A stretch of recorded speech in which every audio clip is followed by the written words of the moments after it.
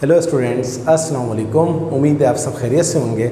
Students, हमने first year mathematics के last lecture में 10 इयर्स के 2012 तक के MCQs कर लिए थे।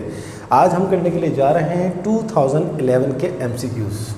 चलिए स्टार्ट करते हैं, देखते हैं कि MCQ नंबर 1 में हमसे क्या पूछा जा रहा है। यहाँ हम अपना सोल्यूशन करेंगे। Part number 1, if 2 power 2x plus 3 is equals to 32, then x is equals to what। तो स्टूडेंट, हमने इसमें x की वैल्यू निकालनी है। हम यहाँ पर इंडिसेस का रूल लगाएंगे। इंडिसेस का रूल ये है कि ये लिखा हुआ है 2 की पावर 2x प्लस 3 और ये लिखा हुआ है 32। तो 32 को हम लिख सकते हैं 2 की पावर 5, क्योंकि 2 की पावर 5 को अगर 2 को 2 से 5 दफ़ा मल्टीप्लाई किया जाए तो आंसर 32 आता है। आप चेक कर लीजिए। दोनों तरफ अगर बेस सेम हो तो पावर्स एक दूसरे के बराबर आ जाती हैं, यानी कि 2x प्लस 3 हो जाएगा 5 और 2x 3 वहाँ चला जाएगा 5 माइनस 3 और 2x 5 माइनस 3 हो जाएगा 2 और x इज इक्वल्स टू 2, ये वाला 2 यहाँ डिवाइड हो जाएगा, 2 से 2 कट गया, आंसर आ गया 1। तो जैसा कि मैं प्रीवियस लेक्चर में बता चुका हूँ कि हर MCQ के 4 ऑप्शंस होते हैं, लेकिन मैं वो 4 ऑप्शन बोर्ड पे नहीं लिखता, उसमें मेरा बहुत ज़्यादा टाइम ज़ाया हो जाता है। तो आप जब ये MCQs करें तो अपने सामने आंसर्स यानी कि MCQs को खोल के बैठें। हाँ, मैं आपको ये बता सकता हूँ कि ये x इज इक्वल्स टू 1 आ रहा है, सोल्यूशन मैंने कर दिया और ऑप्शन में देखें, पहला ऑप्शन है 2, ये रॉन्ग है, दूसरा ऑप्शन है 3, ये रॉन्ग है, थर्ड ऑप्शन 1 बिल्कुल सही है। तो इस MCQ का थर्ड ऑप्शन जो है वो बिल्कुल सही है। चलें अब हम करते हैं MCQ नंबर 3। देखिए, मैंने 2 नहीं लिखा। 2 ना लिखने की वजह यह है कि MCQ नंबर 2 जो है वो चैप्टर नंबर 4 से रिलेटेड है और चैप्टर नंबर 4 इस दफ़ा हमारे सिलेबस में रिड्यूस्ड है। तो जब रिड्यूस्ड है तो वो एग्ज़ाम में नहीं आएगा, इसलिए हम जा रहे हैं MCQ नंबर 3 को करने के लिए। MCQ नंबर 3 हमारे पास क्या है कि if h is the harmonic mean between a and b then h is equals to what. ये एक्सरसाइज 6.8 का कॉन्सेप्ट है। a और b दो नंबर्स की जो हार्मोनिक मीन होती है उसका फॉर्मूला होता है 2ab upon a plus b। तो आपको ये फॉर्मूला याद होगा तो आपका काम 1 सेकेंड में हो जाएगा। आंसर्स में पहला ऑप्शन है 2 multiply by a plus B upon B, गलत है। दूसरा ऑप्शन है a plus B upon 2ab, ये भी गलत है। थर्ड ऑप्शन है 2ab upon a plus B, yes. So the third option is correct. चलिए आगे चलते हैं।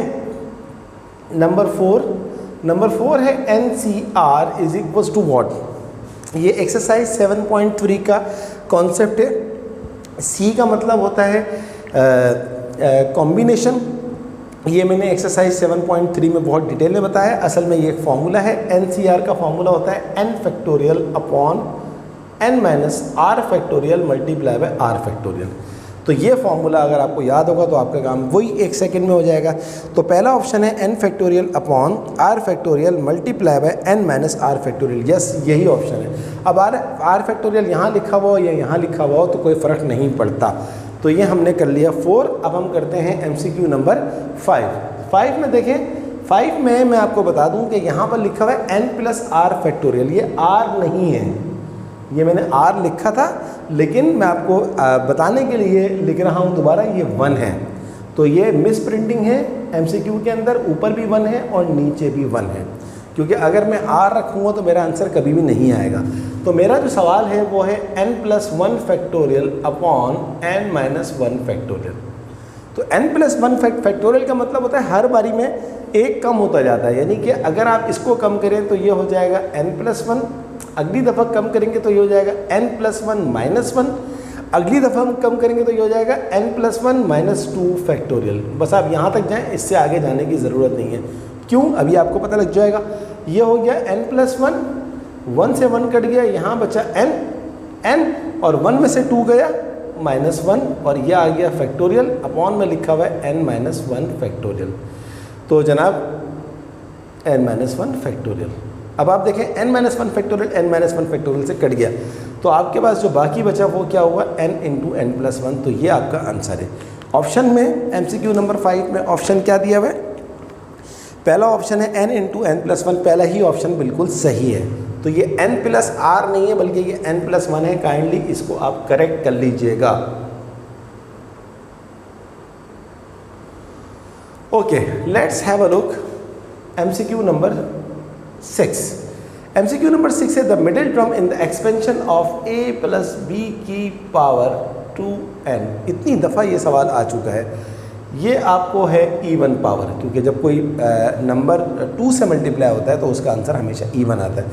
इवन पावर के लिए जो मिडिल टर्म का फॉर्मूला होता है वो होता है n प्लस 2/2. यहाँ पर n की जगह पर आप रखेंगे 2n, ये लिखा हुआ है 2/2. इन दोनों में से 2 कॉमन निकाल लीजिए, ये हो जाएगा n प्लस 1 अपॉन में लिखा हुआ है 2, 2 से 2 कट गया तो ये हो गया आपके पास n प्लस 1 टर्म. तो जनाब ये आपके पास आ गया n प्लस 1 टर्म. आंसर में कहाँ लिखा हुआ है? ये पहला आंसर लिखा हुआ है nth टर्म, ये गलत है. दूसरा आंसर है n प्लस 1 टर्म, ये बिल्कुल सही है. चलिए जनाब, अब हम करते हैं 7वां MCQ 7. 7वां MCQ है इफ tan theta is equals to -3/4 excuse me, यानी कि माइनस में है. tan थीटा जो है वो नेगेटिव है. tan थीटा जो है वो क्या है? नेगेटिव है. और sin थीटा भी क्या लिखा हुआ है? नेगेटिव है.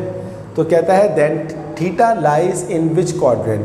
तो हम जानते हैं हमारे पास 4 क्वाड्रेंट होते हैं. पहले क्वाड्रेंट के अंदर सारे पॉजिटिव होते हैं, दूसरे क्वाड्रेंट के अंदर सिर्फ साइन और कॉस पॉजिटिव होता है, तीसरे क्वाड्रेंट के अंदर tan और cot पॉजिटिव होता है, चौथे क्वाड्रेंट के अंदर sec और cos पॉजिटिव होता है. तो एक ऐसा क्वाड्रेंट जिसमें tan भी नेगेटिव हो और sin भी नेगेटिव हो वो सिर्फ और सिर्फ फोर्थ होता है. फोर्थ क्वाड्रेंट, क्योंकि फर्स्ट में तो सारे पॉजिटिव हो जाएंगे, ये नहीं आ सकता. सेकंड में साइन पॉजिटिव होता है, फिर ये दोनों नहीं आ सकते. थर्ड में tan पॉजिटिव होता है, फिर ये दोनों नहीं आ सकते. तो एक ऐसा क्वाड्रेंट जिसमें ये दोनों नेगेटिव हो वो सिर्फ क्या होता है? Fourth quadrant. तो इसका आंसर क्या है जनाब? पहला ऑप्शन लिखा हुआ है फर्स्ट क्वाड्रेंट, गलत है. दूसरा ऑप्शन लिखा हुआ है सेकंड क्वाड्रेंट, ये भी गलत है. तीसरा ऑप्शन है थर्ड क्वाड्रेंट, ये भी गलत है. चौथा ऑप्शन जो है फोर्थ क्वाड्रेंट 100% करेक्ट है. चलिए जनाब आगे चलते हैं. नंबर 8 में लिखा हुआ है if the sides of the triangle are 3, 4, 5 then S is what. ये सवाल भी बहुत दफ़ा आ चुका है. एक्सरसाइज 12.3 का कॉन्सेप्ट है. S इज इक्वल्स टू होता है a plus B plus C upon 2. A B C क्या होता है? Given side. तो 3 प्लस 4 प्लस 5 अपॉन 2. 5 और 4 9, 9 और 3 12. 12 अपॉन 2 होता है 6. तो करेक्ट आंसर क्या है? 6. ऑप्शन में 6 कहाँ लिखा हुआ है? पहला ऑप्शन है 15, ये गलत है. दूसरा ऑप्शन है 6, बिल्कुल सही है. सो the second option is correct. चलिए अब हम करते हैं MCQ नंबर 9. देखते हैं 9 में हमसे क्या पूछा जा रहा है. 2π/3 is equals to what degrees. तो मैंने आपको पहले भी बताया था कि अगर आपको रेडियंस को डिग्रीज में कन्वर्ट करना हो तो फॉर्मूले के बगैर आप डायरेक्ट कर सकते हैं. सिर्फ और सिर्फ क्या करें?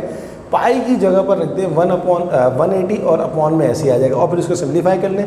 3 6 18, 62 120 डिग्री. तो ये डायरेक्ट हो गया. लेकिन अगर आप फॉर्मूले से भी करना चाहें तो फॉर्मूले से भी यही आंसर आएगा. तो 2π/3 रेडियंस होता है 120 डिग्री. तो पहला ऑप्शन है 120. यस, फर्स्ट ऑप्शन ही करेक्ट है. 120 degree is the correct answer. चलिए अब हम करते हैं MCQ नंबर 10. MCQ नंबर 10 हमारे पास है cos u plus cos b. तो ये असल में सम टू प्रोडक्ट का फॉर्मूला है. एक्सरसाइज 10.3 से पहले सारे फॉर्मूले लिखे हैं. cos u plus cos b होता है 2 cos u plus v upon 2 और cos u minus v upon 2. तो ये फॉर्मूला इसका बन गया. ऑप्शन में ये कहाँ लिखा हुआ है? पहला ऑप्शन है 2 cos u plus v upon 2 sine u minus v upon 2. Sorry, पहला ऑप्शन है cos u plus v upon 2 cos u minus v upon 2. गलत है क्योंकि 2 नहीं लिखा हुआ. बी ऑप्शन है 2 cos u plus v upon 2 sine u minus v upon 2. ये भी गलत है. सी ऑप्शन है 2 cos u plus v upon 2 cos u minus v upon 2. 100% correct. Third option is correct. सही है. तो ये आपने याद रखना है.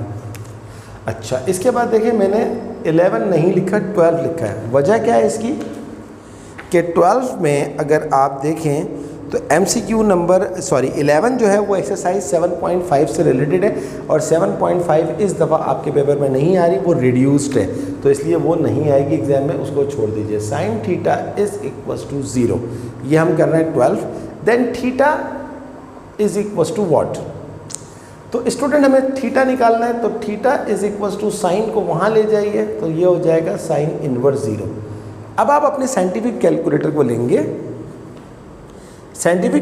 को लेंगे और साइंटिफिक कैलकुलेटर में आप साइन इनवर्स 0 लिखेंगे। साइन इनवर्स 0 करेंगे तो आपके पास आ जाएगा 0। यानी कि अगर आपके पास, बल्कि मैं सवाल पूरा लिखा हुआ था, सॉरी मैंने देखा नहीं ऊपर। साइन इनवर्स अगर आप 0 करेंगे तो आपके पास आ जाएगा 0 साइंटिफिक कैलकुलेटर में। यानी कि साइन 0 0 होता है। इसके अलावा 0 के अलावा और भी बहुत सारे एंगल होते हैं जिस पे आपको 0 मिलेगा। एक होता है 2 पाई, एक होता है 3 पाई, एक होता है 4 पाई, और ये चलता जाएगा। तो हम जो इसकी वैल्यू लिखेंगे वो लिखेंगे 2n पाई। सही है, where n is 0 1 2 3 plus minus कुछ भी रख दें। 0 रखेंगे 0 आ जाएगा, 1 रखेंगे 2 पाई आ जाएगा। आप साइन 2 पाई निकालेंगे 0 आ जाएगा। 2 रखेंगे 2 2 ज़ा 2, 1 रखेंगे 2 पाई आ जाएगा, 2 रखेंगे 4 पाई आ जाएगा, और 3 रखेंगे 3 एंड सोन 1 2 3 4 5 कुछ भी रख दें आप इसके अंदर, आपका आंसर 0 ही आएगा। तो ये इसका फाइनल आंसर है 2n पाई। ये जो कॉन्सेप्ट है वो है एक्सरसाइज 13.2 का, जो मैंने बहुत डिटेल में सिखाया था। आप लोग चाहें तो मेरी प्लेलिस्ट में जाके देख सकते हैं। तो इसका जो फर्स्ट ऑप्शन है 2n पाई बिल्कुल सही है, 100% करेक्ट। तो 2n pi is the answer. First option जो है इसका वो करेक्ट है। ये था 12। चलिए अब हम देखते हैं 13 में हमसे क्या पूछा जा रहा है। 13 में लिखा हुआ है a is equals to 0 1, b is equals to 1 2, c is equals to 2 3, then a cross b intersection c। तो a cross b intersection c is equals to, a हमारे पास क्या है 0 1 cross b intersection c, sorry यहाँ bracket नहीं डालनी है, bracket मुझे यहाँ डालनी है। b इंटरसेक्शन c का मतलब है b और c में जो कॉमन है, इंटरसेक्शन माने कॉमन। तो b और c में अगर आप देखें कॉमन तो खाली आपको 2 नज़र आएगा। अब आप इसका क्रॉस निकाल लें, एक हो जाएगा 0 2 ब्रैकेट छोटी वाली, एक हो जाएगा 1 2 ब्रैकेट छोटी वाली, और ये आपके पास आ जाएगा answer. So 0 2 1 2 is the correct answer. Option में कहाँ है? पहला ऑप्शन है 5 गलत है, दूसरा ऑप्शन है 1 3 0 1 ये भी गलत है, तीसरा ऑप्शन है 0 2 और 1 2 100% correct. Third option is correct. तो इस बात को आपने याद रखना है। ये था 13। अब हम करते हैं 14। 14 में लिखा हुआ है a, b multiply by c, d। Student ये दो कॉम्प्लेक्स नंबर की मल्टीप्लिकेशन है। ये सवाल भी बहुत दफ़ा आ चुका है। दो कॉम्प्लेक्स नंबर को जब मल्टीप्लाई करते हैं तो आंसर क्या आता है? a b minus C D comma a d plus B C. ये फॉर्मूला आपको याद होना चाहिए। एक्सरसाइज 2.2 का कॉन्सेप्ट है। तो ये आंसर कहाँ लिखा हुआ है? पहला ऑप्शन है a c minus b d comma a d plus B c. तो फर्स्ट ऑप्शन ही इसका करेक्ट है, 100% करेक्ट। चलिए ये था हमारे पास 14। तो देखा आपने, जब आपके कॉन्सेप्ट क्लियर होते हैं तो आपका जो जवाब होता है वो कितने जल्दी जल्दी आता है। चलिए अब हम करते हैं MCQ number 15। The real and imaginary parts of iota into 2 minus 3 iota. Multiply कर दीजिए पहले इसको। आयोटा इंटू 2 ये हो जाएगा 2 आयोटा, आयोटा इंटू 3 आयोटा ये हो जाएगा 3 आयोटा स्क्वायर। सो 2 आयोटा माइनस आयोटा का स्क्वायर आपको याद रखना होगा -1 होता है, तो माइनस माइनस प्लस 1 हो गया, ये हो गया 3, और इसको लिख सकते हैं 3 + 2 आयोटा। तो उसने क्या बोला? Real part. रियल पार्ट इसका क्या है? जो आयोटा के बगैर होता है, यानी कि 3। इमेजिनरी पार्ट इसका क्या है? जो आयोटा के साथ होता है, यानी कि 2। So the answer is 3 and 2। Real and imaginary parts are 3 and 2। तो ये कहाँ लिखा हुआ है? पहला है -3 and 2 बिल्कुल गलत है, दूसरा है 3 and 2 100% correct. So the second option is correct. अगला देखें MCQ नंबर 16 में लिखा हुआ है the roots of the equation ax² + bx + c = 0 are real and distinct if b² - 4ac is। तो रूट्स हमारे पास रियल और डिस्टिंक्ट कब होते हैं? जब डिस्क्रिमिनेंट जो होता है वो पॉजिटिव होता है, या ये बोल सकते हैं ग्रेटर देन 0। तो ऑप्शन देख लेते हैं क्या लिखा हुआ है। पॉजिटिव ही लिखा हुआ है, सही है। इस तरह नहीं लिखा हुआ बल्कि इस तरह लिखा हुआ है। सो फर्स्ट ऑप्शन जो है वो 0 है, गलत है। सेकंड ऑप्शन जो है वो पॉजिटिव 100% करेक्ट। तो ये MCQ नंबर 16 था, ये एक्सरसाइज 3.5 का कॉन्सेप्ट है। Excuse me. 17, the product of the roots of the equation 3x²